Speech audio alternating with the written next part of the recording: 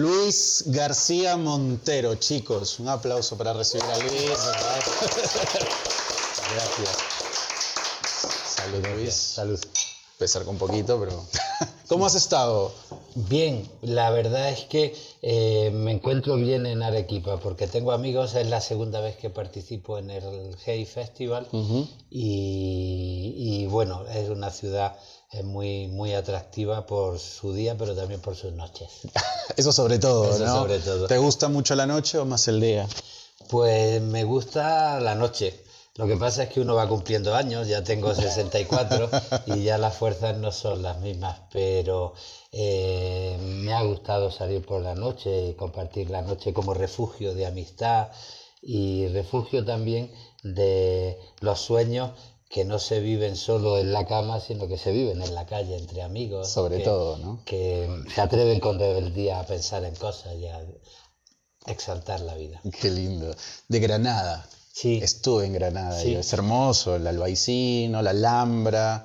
Es una ciudad, la verdad, muy hermosa. Todo el entorno que tú recuerdas de la Alhambra, en una ladera del río Darro, en la otra ladera el Albaicín. Hay una parte romántica muy bonita por el paseo que se llama Paseo de los Tristes. Sí, el Paseo de los Tristes, es verdad. Y es una ciudad, y además muy viva, porque fíjate, es una ciudad de tradición universitaria. Ya. Yo he trabajado muchos años en la Universidad de Granada, ahora cumple 500 años. La ciudad tiene como 300.000 habitantes, es chiquita, pero la universidad tiene 70.000 estudiantes. Imagínate en una ciudad pequeñita Claro. lo que se dan a vivir 70.000 estudiantes. Claro. Si vas a Granada, aparte de la Alhambra y el Albaicín, verás muchas librerías y muchos bares. Muchos bares. Eso es lo que marca la vida de Granada, también muy cultural por la universidad y los estudiantes. Tengo lindos recuerdos de Granada. ¿Has pasado ahí toda tu infancia, tu juventud? Sí, yo nací en Granada y he vivido allí mucho tiempo y estudié, saqué la cátedra en la Universidad de Granada y allí me he ganado la vida dando clases. Lo que pasa es que a primeros de los años 90 conocí a mi mujer, que es madrileña, y entonces he compartido la vida entre Madrid y Granada. Has estado entre los dos. Entre los dos. ¿Cómo fue que llegas a la poesía? Bueno, eres un referente totalmente de la poesía, ¿no? ¿Cómo llegas? Sé que llegué a conocer, hay un bar que se llama La Tertulia. La Tertulia, sí. ¿Cómo es que empieza? Pues, Qué lindo. Me encanta el concepto que tenía los 80 sobre todo. Sí, te cuento y acabo un poco en La Tertulia.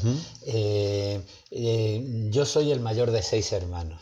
Sí. Y mi madre cerró una habitación que llamaba el Salón de las Visitas porque nosotros lo rompíamos todo. Y cuando venía mi abuela, un amigo de mis padres, querían tener una habitación presentable, porque los niños lo rompíamos todo. Y eso le llamaban la Sala de las Visitas, que era como un lugar sagrado porque no nos dejaban entrar. Y allí mis padres tenían su biblioteca. Y un día que me colé yo en la Sala de las Visitas, empecé a hojear libros y me encontré con la poesía de Federico García Lorca.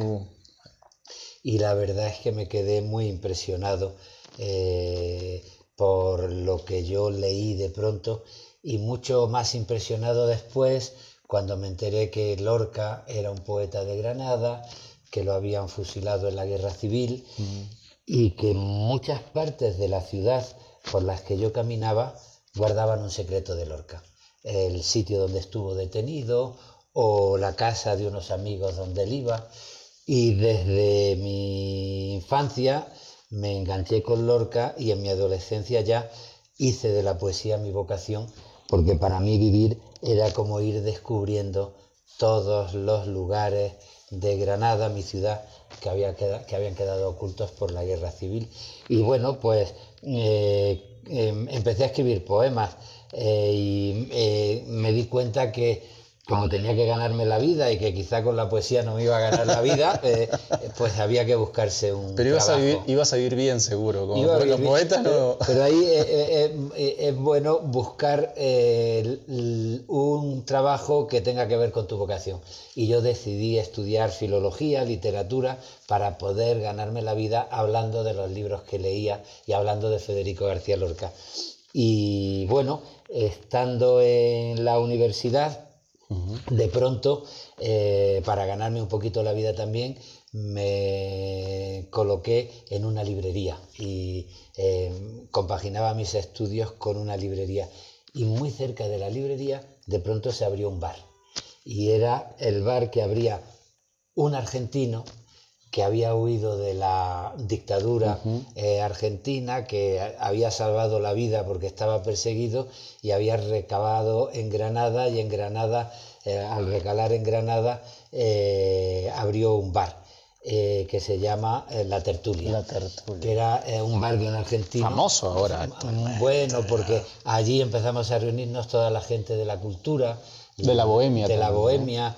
Por allí estábamos los poetas jóvenes, los estudiantes de literatura, la gente de la música relacionada con Granada, Enrique Morente, el cantador de flamenco, Claro. Carlos Cano, la gente que pasaba por allí, los grupos de rock, Miguel Ríos, y se convirtió en un centro cultural y nos dedicamos a cantar tangos, a beber whisky y a unir la cultura con la vida. ¿Qué edad tenías ahí?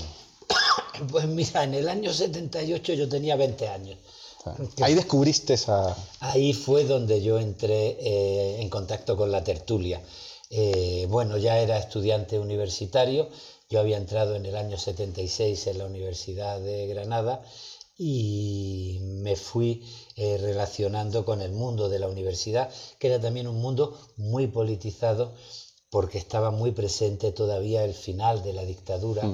Franco murió en el 75, pero no se aprobó la Constitución hasta el 78 y fueron años de lucha para vencer las resistencias a la democracia y conseguir una democracia. Y bueno, me fui involucrando en el mundo de la política, de la cultura, y eso es lo que me acercó después a la tertulia y lo que me dio un grupo de amigos.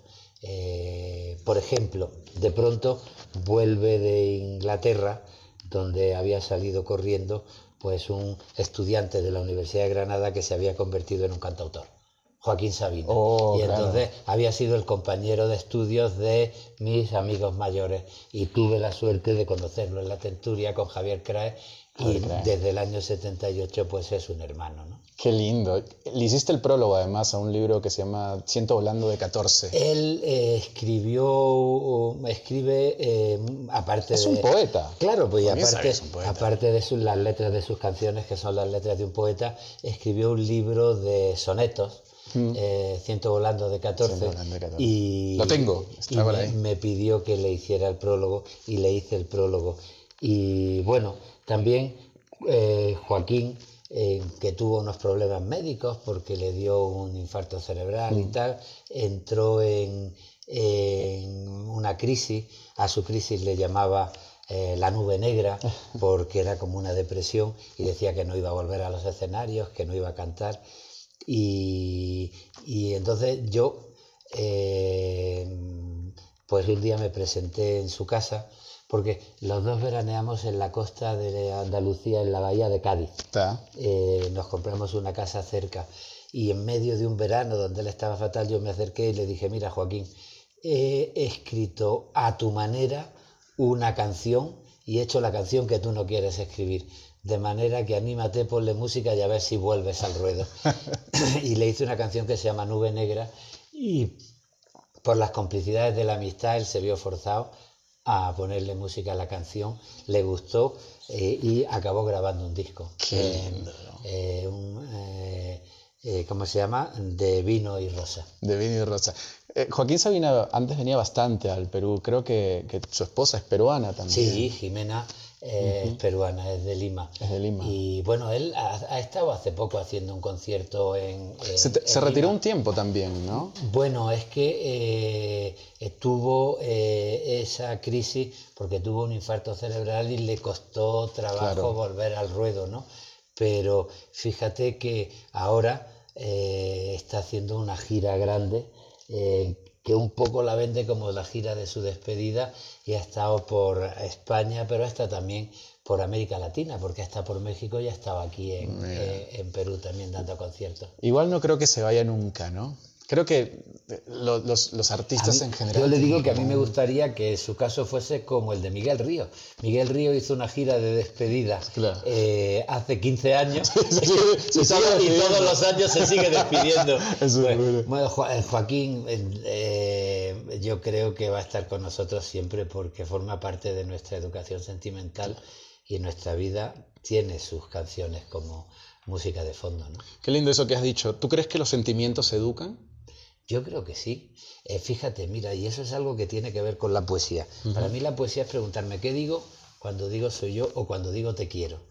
Y porque, por ejemplo, cuando mi abuela decía soy mujer o le decía a mi abuelo te quiero, no decían lo mismo que mi hija cuando ahora dice soy mujer, habiendo nacido casi en el siglo XXI, o cuando dice te quiero, porque eso es algo que enseña la poesía. La historia no solo pasa por las batallas, las constituciones, las huelgas generales, los parlamentos políticos, pasa también por los sentimientos. Claro. Nos vamos educando. Ser mujer hoy no es lo mismo que ser mujer Claro. en la época de Garcilaso de la Vega, ¿no? Que cambia un montón. Cambia un montón. Y la poesía es la que va contando la transformación sentimental en la a lo largo de los historia, años, ¿no? a lo largo de Qué los lindo. años. Y a eso le llamamos educación sentimental. No es lo mismo nacer en Arequipa y vivir en Arequipa que nacer en Afganistán. Claro. A lo mejor tú no podías haberme servido un whisky con tranquilidad allí. No, sería distinto. Como sujetos nos vamos conformando. Y eso es una educación sentimental, y a eso se dedica la poesía, a meditar sobre nuestra educación sentimental. Y Joaquín, desde luego, forma parte de mi educación sentimental. Qué guay. ¿Qué te motiva a ti escribir? Eres un poeta que generalmente creo que tú rompes un poco la línea de la poesía que venía haciéndose antes, ¿no? De pronto tú cambias, eres una poesía más cercana a las personas, con palabras que todo el mundo puede entender también, ¿no? Eso es también una tradición, porque hay una tradición poética que es la de pensar que solo tienes calidad si no hay Dios que te entienda, ¿no? Claro. Fíjate, Federico García Lorca, leyendo el responso de Verlaine de Rubén Darío, llega un verso que púberes canéforas te ofrenden el acanto. Y dice, qué maravilla, solo entiendo el qué. Bueno, hay poetas que piensan que tienen calidad si no hay Dios que les entienda nada, ¿no? Pues yo creo que la poesía es el tratamiento personal de la lengua de todos. Y a mí no me gusta escribir para poetas, sino escribir para la gente. Claro. Y entonces evito la dificultad, que técnicamente es muy fácil de conseguir. Evito también la poesía que renuncia al conocimiento, a la profundidad, porque debe aportar algo. Un poema no está hecho para que a los 10 minutos haya 25.000 me gustas en las redes sociales. Claro. Está hecho para aportar algo en el conocimiento de la condición humana, ¿no? Y que transforme, ¿no? Y que transforme. Y en ese sentido el doble reto es escribir para la comunidad, con el lenguaje de todos, pero de una manera personal, para apostar una mirada, ¿no? Eso es genial, ¿no? Porque he visto que también has participado con varios poetas jóvenes, ¿no? Elvira Sartre, creo que tienes Sí, tengo mucha amistad con Elvira. Mira, yo creo que la admiración es muy importante. Y cuando uno es joven... Es que cuando admiras amas también. Claro, la admiración es uno de los valores de la literatura, del arte en general y de la vida, por supuesto. El derecho a la admiración debe ser un derecho humano. Entonces, cuando tú eres joven, puedes caer en la tentación de creerte un ser genial, un Adán que lo va a inventar todo. Tú vas a inventar la poesía, el periodismo, la costelería, lo vas a inventar todo. Y todos los demás no han aportado nada a lo largo de los siglos. Y te conviertes en un Adán. Y el caso contrario es el viejo cascarrabias que se cree que los jóvenes son tontos y que no tiene que aprender nada. Y yo hay que aprender mucho de los jóvenes, ¿no? Yo a los jóvenes le doy el consejo de que lean a los mayores y aprendan de ellos, y a los mayores les doy el consejo de que no se conviertan en unos viejos cascarrabias y que miren a los jóvenes. Y yo cada vez admiro más a los jóvenes, y cuando miro a Elvira Sastre, a gente más joven que yo, a Rocío Acebal, a otros poetas jóvenes latinoamericanos y españoles, que claro, yo estoy acostumbrado desde mi adolescencia a preguntarme a través de la poesía por el mundo. Y yo aprendí el mundo en el que vivía gracias a los poemas y a la poesía. Y ahora, si quiero comprender el mundo en el que vivo, que ya no es el mundo en el que nací, porque no es lo mismo haber nacido en este mundo a mitad del siglo XX, claro, que ahora al principio del siglo XXI, pues para entender el mundo me gusta mucho leer a las poetas jóvenes, a los poetas jóvenes, para ver qué se preguntan y qué es lo que les interesa. Y adaptarse también, ¿no? Claro. Adaptarse un poco al mundo que nos toca en la actualidad. En la actualidad, sin renunciar a los valores que tú crees que merecen la pena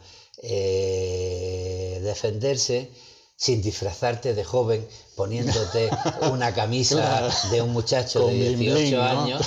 Pero conociendo la realidad y adaptándose a la realidad, porque el conocimiento de la realidad te ayuda a formar parte de una comunidad, ¿no? Claro. ¿Sabes que yo cuando estuve en Madrid caí en ese tiempo en un bar que se llamaba el Bukowski? El Bukowski. ¿Lo llegaste a conocer? Sí, sí, y ahí salían todos los poetas, un poco under, digamos, de que estaban empezando, que está Elvira, hay un chico que se llama Skandar Alger. Sí, que acabó de camarero en el bar. ¿Acabó de camarero? ¿En serio? Alger, sí, y una poesía fantástica, y parecían conciertos de, yo qué sé, de un grupo súper famoso, lleno. Y se llenaba el bar, y además yo iba mucho porque lo tenía cerca de mi casa, porque yo vivo por Tribunal y iba allí y me encantaba oír a la gente joven y a veces participar en las lecturas, porque a través de ellos puedes comprender muchas de las cosas que te pasan desapercibidas. Claro. ¿Tú has visto cuando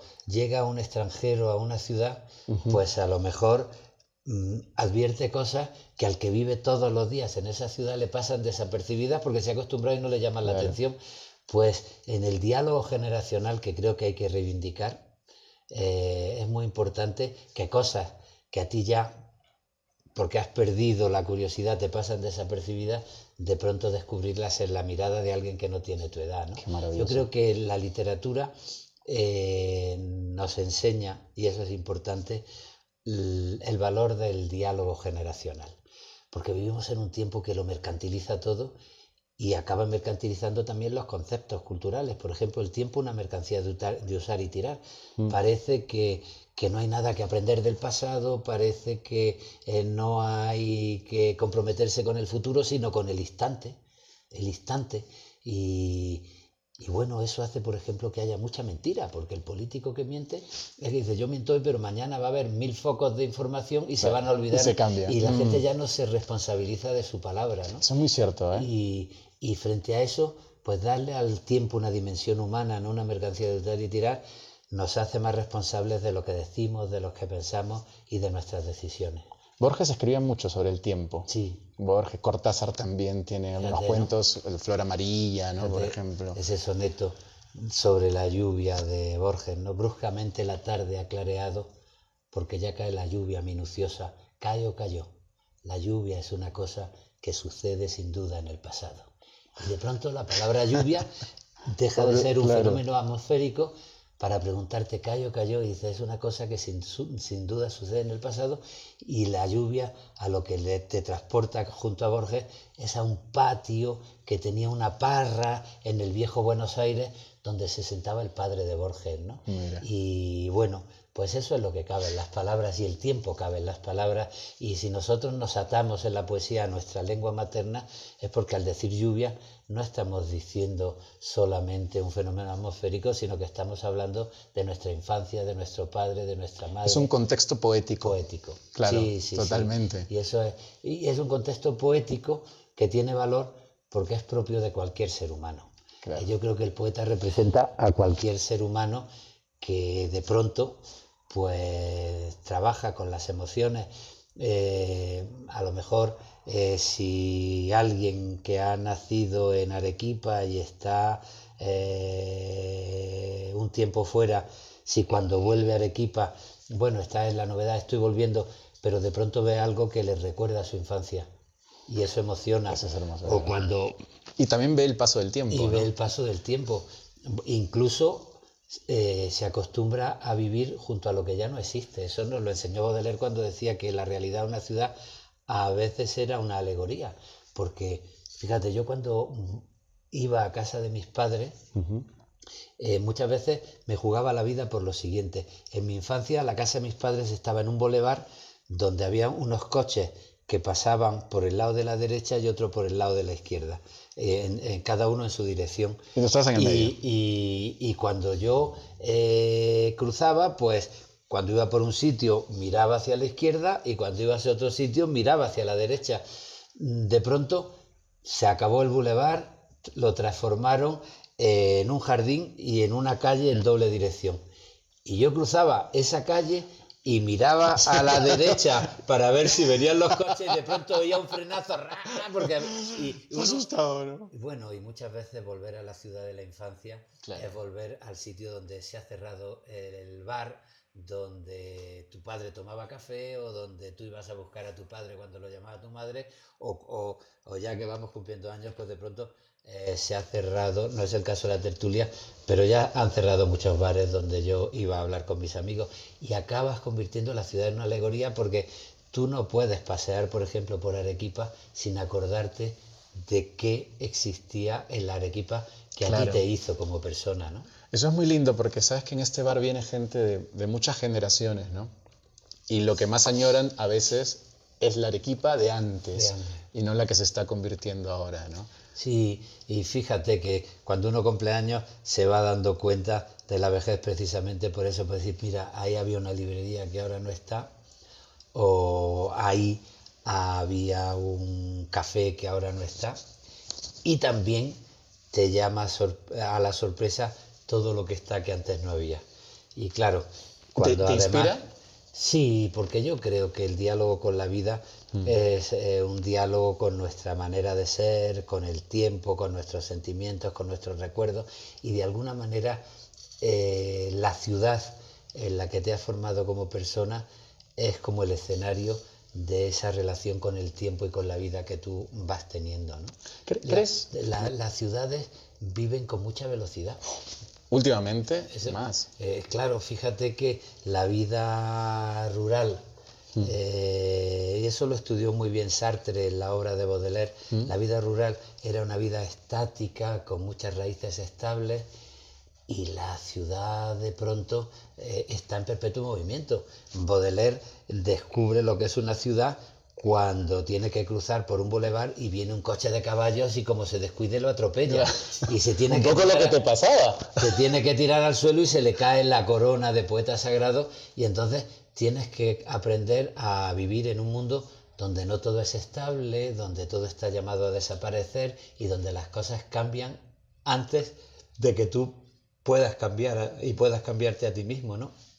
Por ejemplo, la cultura urbana no es simplemente una cultura que habla de coches, es una cultura que ha aprendido a dialogar con la velocidad y con una forma de, por ejemplo, de vivir con lo que no es estable. Es una vida mucho más irónica, muy irónica. La estabilidad parece que te impide reírte de nada porque todo es sagrado y es eterno. Creo que la felicidad está sobrevalorada también actualmente, ¿no? Fíjate, yo soy partidario de la felicidad, porque es verdad que en los proyectos de transformación cultural siempre, aunque sea más prestigiosa la poesía triste, pero en momentos como el Renacimiento, el ser humano se consideró con derecho a convertir su vida en una lucha por la felicidad pública y la felicidad privada. Y yo soy partidario de la felicidad. Lo que ocurre es que en este momento hay mucha manipulación sobre las palabras, ¿no? Eso. Por ejemplo, la palabra libertad, que yo soy muy partidario de la libertad, pero es que vivimos en un mundo donde la gente utiliza la palabra libertad como la ley del más fuerte. Que cada uno haga lo que le dé la gana y que gane el más fuerte. Oiga, no, yo creo que la libertad es inseparable de la igualdad y de la fraternidad. Y en ese sentido un marco de convivencia donde podamos responder libremente a nuestra conciencia, pero no podamos oprimir al que tenemos al lado, Claro. porque la libertad para nosotros es la igualdad. Y vivimos en un mundo que cada vez confunde más la palabra libertad con la ley del más fuerte y sálvese el que pueda, ¿no? Claro. Y con la felicidad pasa lo mismo. El derecho a tener una vida justa, a cuidarse, a cuidar, se confunde muchas veces con el derecho a... Yo lo resumiría con la idea del cliente siempre tiene razón. Y vivimos en un mundo muy narcisista, donde confundimos los deseos con los derechos. Claro. Y oiga, está muy bien que usted desee, pero una cosa es el deseo y otra es el derecho. Te pongo un ejemplo que es polémico, pero yo estoy convencido.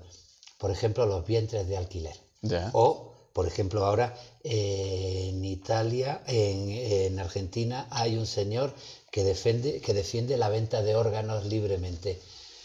Pero yo creo que querer ser padre y madre está muy bien y es un deseo legítimo, pero no es un derecho el poder decir utilizo mi dinero para comprar el vientre a una mujer pobre que tenga un hijo para mí. O es que eso es muy fuerte, ¿no? Y es muy controversial Y también, ¿no? o ahora esto de la venta de órganos, oiga, que usted tiene un problema de riñón, pues está muy bien, habrá que intentar solucionarlo, usted tiene el derecho a ser amparado por la sanidad y póngase en una lista de espera. Ahora, lo que no puede ir a una aldea marcada por la pobreza y a un señor pobre decirle, le compro por tantos dólares su riñón. Claro. Bueno, Es poco aprovecharse también, ¿no? es aprovecharse y es ese mecanismo social tan injusto y tan narcisista de confundir los deseos con los derechos. Porque a veces los deseos pueden ser injustos, ¿no? Toda la razón, toda la razón. Retomando un poco, me acuerdo de un poema, creo que tu madre enseñó un poema que le hiciste a los 14 años. Sí, bueno, mi madre Eso es una locura, me guardaba algunos poemas que yo le había escrito. Los primeros poemas que guardaba mi madre en una carpeta o en alguna libreta eran todos plagios de Federico García Lorca. ¿Ah, sí? Yo me había quedado deslumbrado por Federico García Lorca y era la versión Federico García Lorca puesta a disposición de mi madre. Dedicado Y mira, eso es una cosa que alguna vez después leí en un ensayo de Oden, el poeta inglés, y decía, está muy bien empezar escribiendo poesía plagiando a un poeta que admiras. Porque eso es una buena manera de entrar en la poesía y empiezas a tener una conciencia crítica porque te parece bueno lo que te suena a García Lorca y te parece malo lo que no te suena a García Lorca y empiezas a comprender que hay cosas que están bien y cosas que están mal. Y el paso siguiente es cuando ya dices, bueno, lo que está bien o está mal tiene un espectro mucho más amplio, de una tradición poética mucho más amplio y no tengo por qué estar sometido a un autor, sino buscar mi propia personalidad. Sí, pero mi madre guardaba esos poemas donde yo ahora al leerme, pues estoy leyendo unas malas versiones del poeta que yo admiraba, que era García Lorca. ¿Qué diría García Lorca Bueno, ahora? se hubiera reído. Se hubiera reído un poco, ¿no? Reído, y supongo que hubiera sido agradable conmigo y diciendo, Sí, bueno, pues, seguro. Yo leí de Lorca a un poeta en Nueva York también. fíjate, Mucho libro, teatro también de Lorca. bueno, Lorca fue un gran dramaturgo. Muy grande. Y obras suyas como La Casa de Bernarda La Casa de Bernarda, Alba, que se sigue todavía haciendo en todo el mundo. son decisivas, ¿no? Y Poeta en Nueva York fue un libro que escribió en 1929 cuando va a estudiar a Nueva York, aunque en realidad lo que iba era a huir de una relación escandalosa que tenía con un escultor, Emilio Aladrén. Él era homosexual, estaba un poco escandalosa la situación y su familia le facilitó que se fuera. Además el franquismo estaba ahí, ¿no? No, el franquismo todavía no. Todavía no había empezado. El golpe de Estado que acabó con Lorca fue en el 36, esto es el 29. Y bueno, en esa época pues había muchos prejuicios con la homosexualidad. Y él se fue huyendo a Nueva York y allí se encontró con la crisis de Wall Street. Y vio como lo que era la metrópoli, la gran ciudad, entraba en crisis y había racismo, había pobreza, había autoritarismo y escribió un libro sobre la gran crisis de 1929 que sigue siendo un libro sobre las grandes crisis que sufrimos de vez en cuando en las sociedades contemporáneas, ¿no? Claro. ¿Cuál fue tu primer libro? ¿Tú te acuerdas de ese momento? Sí, mira, el primer libro que publiqué fue en 1980, lo escribí en el 79. Yo era muy lector de novela policíaca, sobre todo norteamericana, Hamlet, Chandler, y lo que hice fue unos poemas en prosa, ¿En base a? en base a citas de novela negra policíaca. Porque frente a la novela tradicional, donde el detective inteligente resuelve todo, la novela negra norteamericana hacía que el crimen se situara en un contexto urbano y que la violencia fuera resultado de la vida que se tenía, y mezclaba mucho las cosas. Y entonces pues hice unos poemas en prosa basados en novela negra norteamericana. Tuve la suerte de presentarme a un premio universitario, el premio Federico García Lorca, que me lo dieran, y eso supuso la publicación de mi primer libro. Y fíjate, el premio Federico García Lorca era coherente porque yo estaba muy influido por Poetas en Nueva York y por esa visión negativa de Poetas en Nueva York. Y le puse "Y ahora ya eres dueño del puente de Brooklyn", y recuerdo que la primera vez a principios de los 90 que pude viajar a Nueva York, me encontré un cartel típico que colgaban en el puente de Brooklyn, que era "Se vende". Y me lo tomé como una ironía, porque de pronto yo, que era dueño del puente de Nueva York, era dueño de algo que estaba en venta. Y fíjate que además eso me sirvió para comprender una cosa, porque yo, que a través de Lorca tenía una visión muy negativa de la arquitectura de Nueva York, una arquitectura no hecha a la altura del ser humano. La aurora de Nueva York sube por las inmensas escaleras, y en las escaleras gimen los nardos de angustia dibujada. Tengo que reconocer que cuando llegué a Nueva York y vi atardecer desde el puente de Brooklyn, Manhattan me pareció uno de los espectáculos más emocionantes y más poéticos que he visto en mi Qué vida. hermoso. La luz violeta en las ventanas del atardecer de Manhattan me impresionaron. Y bueno, aprendí también a interpretar los matices de la vida.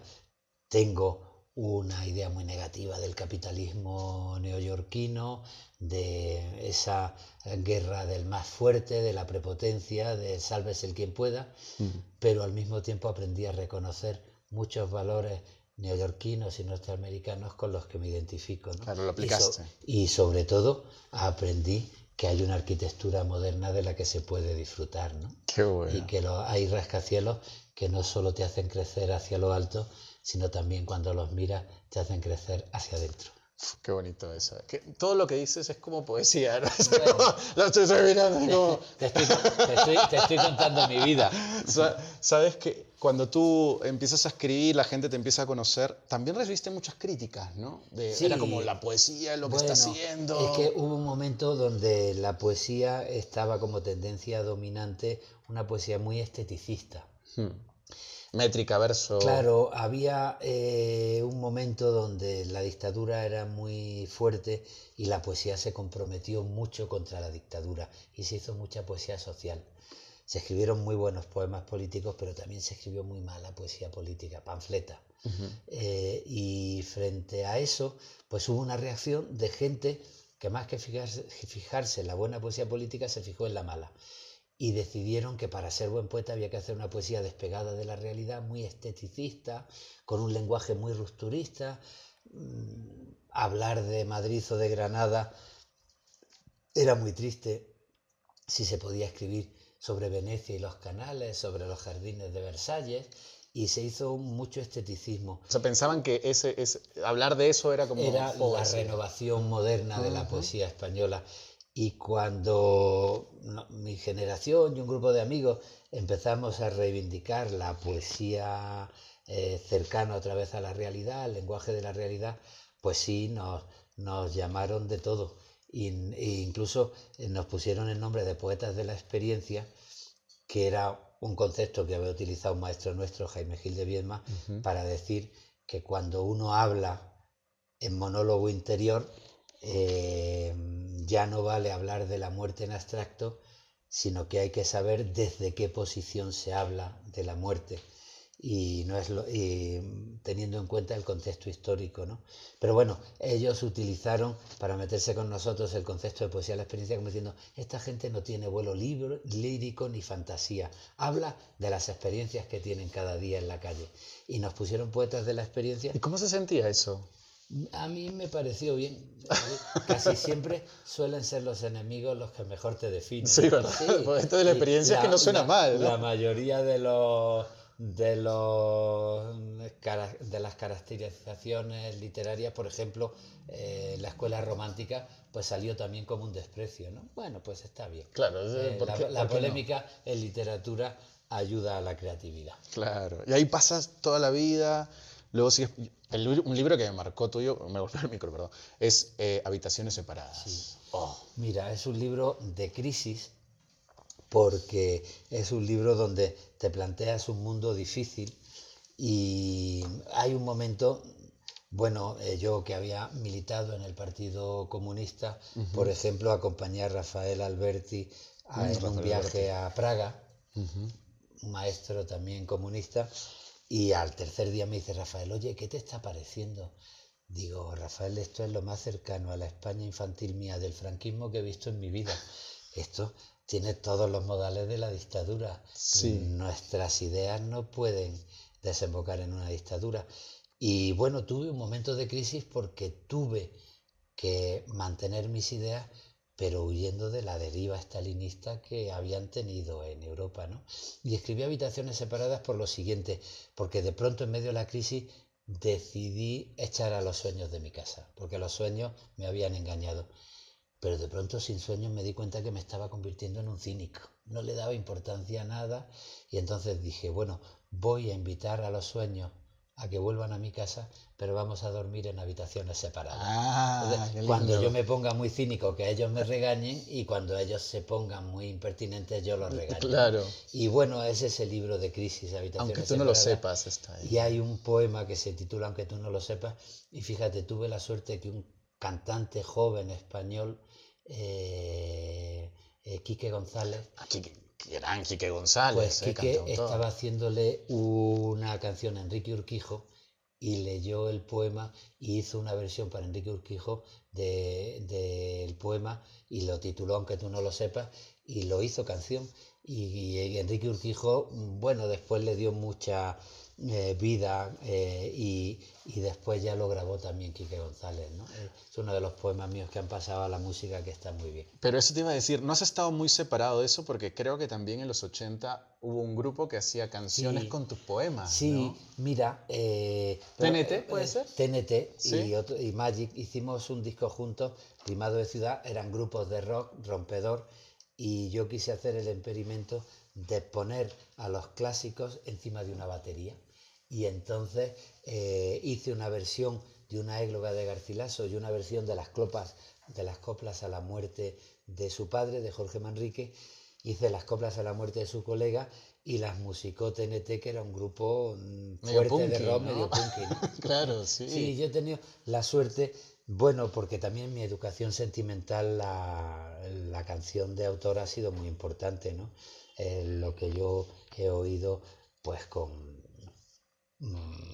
Paco Ibáñez o Serrat o Víctor Jara o la canción latinoamericana, pues para mí ha sido muy, muy importante, ¿no? En mi formación sentimental. Fíjate, todo eso forja, ¿no? Tu estar ahora. Yo, una de las cosas que más agradezco en la vida y que más me involucran en mi vocación, cuando voy a dar clase y estoy cansado y cierro la puerta y digo, tiene que salirme bien, es porque tuve la suerte que un día un profesor bajara a clase, un tocadiscos, y nos pusiera, yo tenía 10 años, un disco de un joven cantautor español, Juan Manuel Serrat, que había musicado a Antonio Machado. Y yo oí los poemas de Antonio Machado y me emocioné tanto que el primer disco que yo me compré en mi vida, regalo de cumpleaños, un billetito, voy a la tienda con mi billetito en la mano a comprarme el disco que había oído en clase de Antonio Machado. Y yo, fíjate que cuento y le conté a Juan, que de pronto un día ya nos conocíamos y me llamó a la casa y me dice, he leído tu canción de brujería en habitaciones separadas, me ha gustado mucho, le voy a poner música. Y le puso música y me la cantó por teléfono. Por teléfono. Y si te gusta la grabo y la trabajamos. Y yo me emocioné y yo le dije, fíjate que no sentí la vanidad a la que tienes derecho si te canta Serrat, porque Serrat ha cantado a Antonio Machado, a Miguel Hernández, a Mario Benedetti, y además te llama. Y te llama, sí, pero ya nos conocíamos a través de Joaquín Sabina. Y yo lo que, más que un ataque de vanidad, lo que tuve fue la emoción de recordar a aquel niño de 10 años que había ido con su billetito en la mano a comprarse un disco de Serrat cantando Antonio Machado. Y de pronto dices, bueno, pues la vida tiene su coherencia, ¿no? Vamos cambiando, vamos adaptándonos a la realidad. Y regresamos al tiempo. Y regresamos al tiempo, y más que no cambiar, porque yo odio a esos que dicen, sigo pensando lo mismo que hace 30 años. Nah, es imposible. No te ha servido de nada. No te ha servido de nada, años, claro, exacto. Es como, eso, no. Pero sí me gusta que el sentido de la vida tenga una coherencia, ¿no? Y me emocionó mucho recordar aquella escena en la que un niño en su colegio oía a Machado cantando por Serrat. Qué bonito todo eso. Pero te pasan muchas cosas, soy muy chico. Déficit de atención. Ahí, luego sigues escribiendo, conoces a Almudena, tu esposa, que en paz descanse, ¿no? Que hace poco le has publicado un libro también. Sí. Mira, tuve la suerte de encontrarme con Almudena, de que Almudena... Gran poeta también. Sí, era una gran lectora de poesía. Ella apostó en la novela por el mismo mundo que yo había apostado en la poesía. Y tuve la suerte que le gustara mucho la poesía, que se fijara en mí. Y empezamos una historia de amor que duró 30 años, ¿no? Y muy cómplice, porque era una historia donde se mezclaban las ideas literarias, las ideas políticas, el erotismo de una pareja, la complicidad, ¿no? ¿Le leías poesía? Sí, claro. Yo cada vez que acababa un poema se lo dejaba a ella, porque era muy buena lectora y además en la relación de un poeta con un lector especial es muy importante la confianza. Claro. Porque ahí no tienes que tener miedo de poner defectos y tampoco te puedes enfadar si no te hacen caso, porque yo le daba un poema y ella me decía, pues creo que esto no funciona. Y yo lo pensaba, y si creía que tenía razón y que tenía que ver con lo que yo quería hacer, lo cambiaba, pero si creía que no tenía razón, pues no lo cambiaba y ella no se enfadaba, ¿no? Y ella, no le leía nada. ¿no? Ahí la única diferencia es que cuando yo acababa un poema, porque los poemas tienen vida propia, se lo daba, y ella era partidaria de no dejar la novela hasta que no la acabara. Y entonces, porque es verdad que la novela no funciona una página bien escrita, hay que ver toda la evolución de un personaje, de una historia. Distinto. Y bueno, cuando nos intercambiábamos los textos, yo le daba un poema de 15, 20, 25 versos y ella me dejaba un tocho de 400 páginas. Y te decía, hay que decirnos a la vez, ¿no? Qué lindo. Fue una historia muy importante también en tu vida. En mi vida, sí. Quizás la historia más importante. Bueno, porque además de vivir de la literatura y compartir la literatura, hicimos una familia y junto a discutir sobre si el poema estaba bien o mal, pues teníamos que ponernos de acuerdo en quién llevaba a la niña al colegio o quién iba a comprar el fin de semana, ¿no? Me has hecho acordar, perdóname, a un poema tuyo, el de los viernes. Sí, completamente viernes. Completamente viernes. Ella vivía en Madrid, yo en Granada, y al principio nos uníamos los viernes, que es el día de Venus, ¿no? Uno hace poesía de la realidad, pero trascendiendo la realidad. Y además ella había escrito una novela que se titulaba Te llamaré viernes. Y además nos reuníamos los viernes, y era el día de Venus, Te llamaré viernes, nos reuníamos los viernes y yo hice un libro completamente viernes y el título es de un poema que contaba la realidad del viernes. Cuando yo iba a Madrid, todo está perfecto. La casa perfecta, hay en la nevera comida para no tener que salir de la cama ni de la casa en todo el fin de semana, todo ordenado. Cuando ella llegaba el viernes a la casa, lo que se encontraba es con la nevera vacía, con todo desordenado, libros por el suelo, papeles y periódicos en el sofá.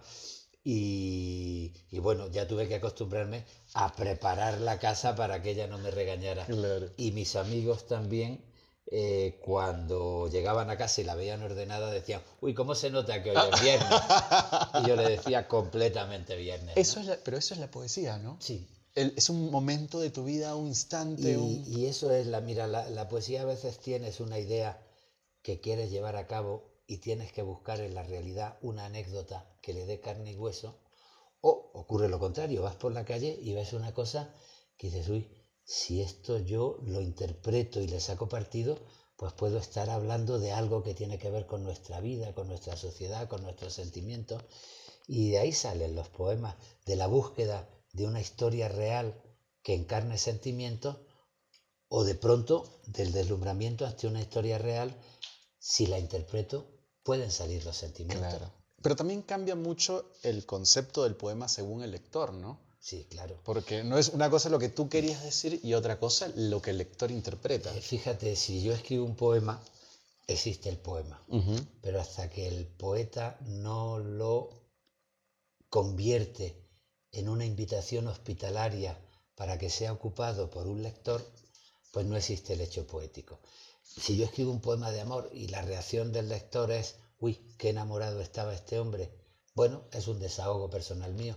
De lo que se trata es que el lector viva esa historia como suya y piense en sus emociones, en sus amores, en sus desilusiones. Le dio una Y respuesta le tal dio una vez, ¿no? respuesta. Y en ese sentido, el poema es un contrato social donde el autor pone en público algo que tiene que ver con su vida, pero después llega el lector, lo habita y ya lo convierte en su Eso propia es. vida. Y cada lector, según su propia vida, lo interpreta de una manera. Tus poemas ya son de todos entonces. Bueno, intentaría, eso sería una ilusión, que formaran parte de una comunidad y que nos ayudaran a conocernos. Eso está genial. ¿Sabes qué? Me has hecho acordar que también una vez leí un poema cuando yo era más joven, uno de Bukowski que es La ducha, que también es no sé si lo ubicas, No lo recuerdo ahora. que es de, él está hablando de que se baña junto con su pareja y cómo se van enjabonando todo y es como, qué maravilloso, es como, ese Sí, extracto es la fíjate, vida, ¿no? yo en el último libro mío, 1 año y 3 meses, donde Ujú, cuento la enfermedad de Almudena y la muerte, ujú.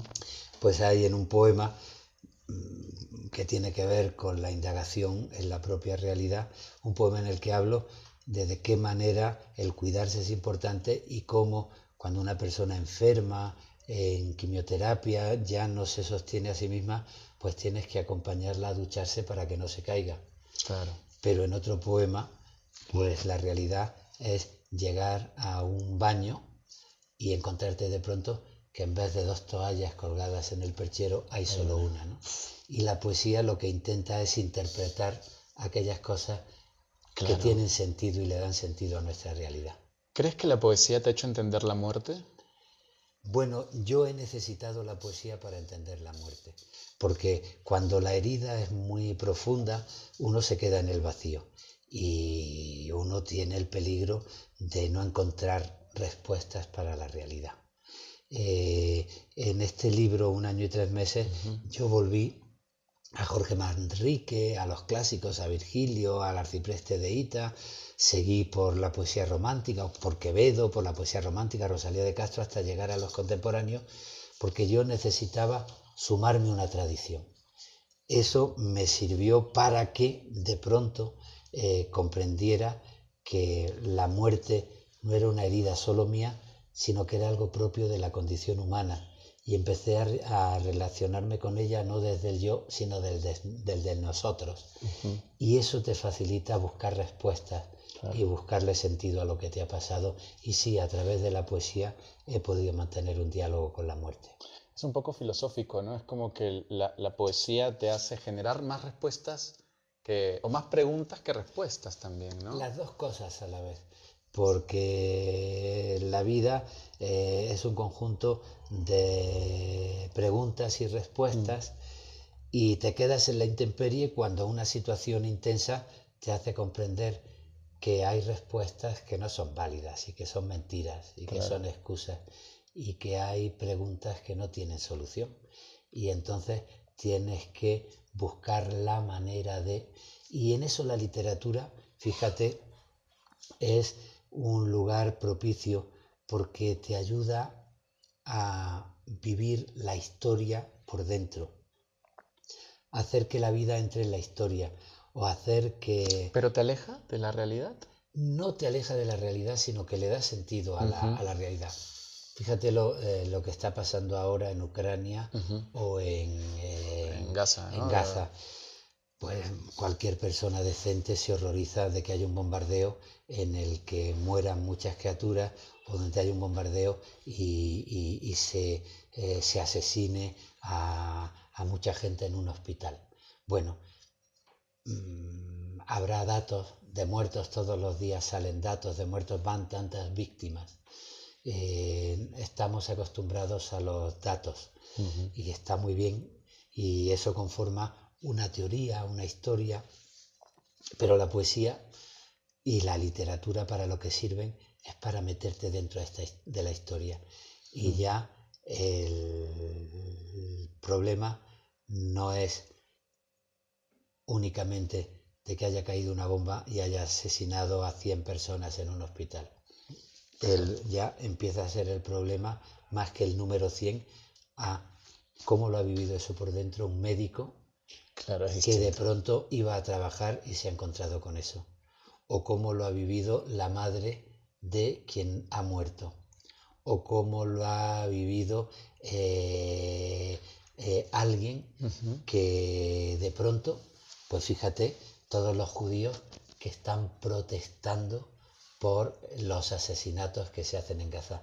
Cómo un judío vive que en su nombre se asesine a la gente. O cómo lo vive un individuo islámico que se considera con el derecho a vengarse y se convierte en un terrorista. Claro. Y de pronto cae en manos de la violencia y va a matar a quien no tiene la culpa. La literatura y la poesía ayuda a vivir por dentro en el corazón de cada uno esas cosas que suelen cerrarse en una cifra. Qué bonito. ¿Sabes que hay un dramaturgo español, Alfredo Sansol? Sí. Una vez lo escuché en una charla, porque, bueno, yo estudié allá teatro también, y él decía que sus obras, a veces las escribía, se le venía un título. Iba a internet y ponía el título y según las noticias lo inspiraban para escribir su obra. Bueno, eso me pareció maravilloso, es como darle un sentido, es una ¿no? buena manera, porque es una manera de buscar las historias que hay debajo de las palabras, ¿no? Claro. Y porque muchas veces las palabras son atractivas. Dice, voy a escribir una obra que se titule Poner tierra por medio. Y de pronto pones eso en Google y te encuentras una historia de alguien que tiene que huir de un crimen y te puse una tierra por medio, alguien que tiene que irse de su país para buscar trabajo y puse tierra por medio, o de alguien que ha tenido una crisis amorosa y se pelea la pareja y ponen tierra por medio, ¿no? Y de pronto a partir de ahí puedes ir conformando un mundo, claro que sí. Eso me parece maravilloso, ¿no? Cómo se transforma todo, cómo... Sí, lo tenemos. ¿Cuáles son los planes? Perdón, que estás con el tiempo justo, ya te están buscando. ¿Cuáles son tus planes ahora en un tiempo corto? Eres un hombre muy activo también. Bueno, sí. Siempre estás en clases, estás haciendo... Y últimamente he estado más activo porque necesitaba entretenerme para buscar sentido a la vida y no encerrarme en mí mismo. Yo soy poeta, soy profesor de literatura. Desde 2018 tengo el encargo de dirigir el Instituto Cervantes, que es algo que tiene que ver con mi vocación, porque es defender la cultura, es defender la lengua, ¿no? Que es lo propio de un filólogo. Y entonces, bueno, mi futuro es estar todavía un tiempo en el Instituto Cervantes, si el nuevo gobierno te lo permite, ¿no? le parece bien. Y después, pues nada, volver un curso a la universidad para jubilarme como profesor de universidad, dando unas últimas clases y ya pues jubilarme y dedicarme lo que me queda pues a escribir y a trabajar. Colaboro en la prensa, escribo, doy conferencias. ¿Seguirás recitando? Sí, claro, seguiré recitando, pero sí, eso hasta que me dé fuerza en la vida seguiré recitando e intentando escribir. Y nosotros estamos ansiosos por ver todo lo que se viene. Muchas gracias, Luis. Gracias Ha sido a ti. maravilloso, por Ha sido favor. un gusto. Aplauso a Luis. Qué lindo. Ha sido la entrevista que más esperaba, créeme. Soy un gran admirador tuyo. Muchísimas gracias. Gracias, de chicos. corazón, de Muchas gracias a corazón. ti. Gracias. Por eso, ¿qué te apetece? Vinito, una cerveza, un corre. Espérame un segundito para darle unos por ejemplo los tengo ya. No, lo tienes que abrir otra cosa que tenga igual lo vamos a hacer. Tiene un whisky tiene abierto. ¿Sí? Un poquito de whisky, si tienes, Sin hielo. si no tienes que abrirlo.